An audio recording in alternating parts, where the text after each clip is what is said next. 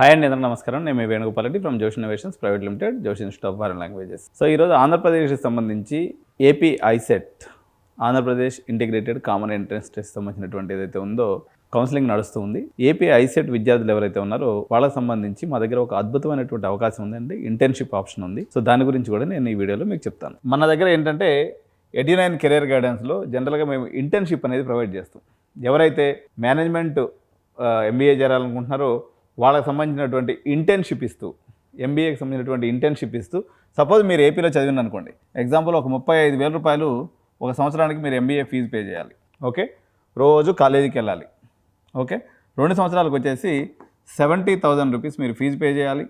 Food, accommodation ఇవన్నీ తీసుకున్నట్లయితే మీకు తడిసి మోపుడు అవుతుంది అనమాట. దగ్గర 2 సంవత్సరాలకు వచ్చేసి 1,30,000 రూపాయలు వస్తుంది.